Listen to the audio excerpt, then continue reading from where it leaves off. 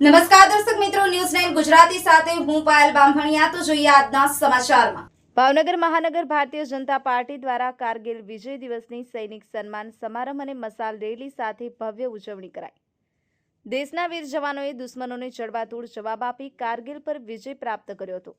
કારગિલ વિજય દિવસ નિમિત્તે દેશભરમાં વિવિધ પ્રકારે ઉજવણી કરવામાં આવે છે, જેને પગલે ભાવનગર મહાનગર ભારતીય જનતા પાર્ટી દ્વારા શહેરના મોતીબાગ ટાઉન હોલ ખાતે કારગિલ દિવસ નિમિત્તે સૈનિક સન્માન સમારંભનું આયોજન કરાયું હતું અને ત્યારબાદ ભવ્ય મશાલ રેલી યોજવામાં આવી હતી, જે રેલી મોતીબાગ ટાઉન હોલ ખાતેથી પ્રસ્થાન કરી Ghogha gate, Khar gate, Mamakotha road, Diwanpara road, Haluria Chowk થઈ અને શહીદ સ્મારક ખાતે પૂર્ણાહુતિ કરાઈ હતી।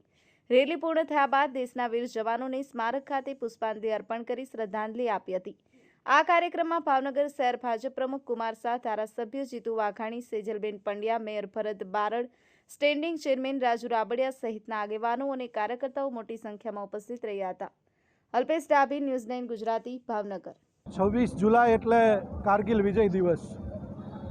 ભારતીય જનતા પાર્ટી ભાવનગર મહાનગર દ્વારા આજે જે કારગિલની અંદર જે 60 દિવસ જે યુદ્ધ ચાલેલું અને માનનીય અટલ બિહારી વાજપેયીજી દ્વારા આજે 26 જુલાઈને કારગિલ વિજય દિવસ તરીકે જે રીતે જાહેર કરેલો, તે આજે ભારતીય જનતા પાર્ટી ભાવનગર મહાનગર દ્વારા ભાવનગરના જે પૂર્વ સૈનિકો છે અને તેમના પરિવારો છે તેમનો એક સન્માનનો કાર્યક્રમ અને એક મશાલ યાત્રા મોતીબાગ ટાઉન હોલથી લઈ અને શહીદ સ્મારક સુધી અહીં આગળ જે યોજવામાં આવી હતી, આ તમામની અંદર ભારતીય જનતા પાર્ટી ભાવનગરના તમામ કાર્યકર્તાઓ, ભાવનગરના પ્રથમ નાગરિક ભાઈ શ્રી મેયર ભરતભાઈ બારડ, ધારાસભ્ય શ્રી સેજલબેન, પૂર્વ અધ્યક્ષ બી અભયભાઈ ચૌહાણ તેમજ તમામ કાર્યકર્તા ભાઈઓ તથા બહેનો જોડાયેલા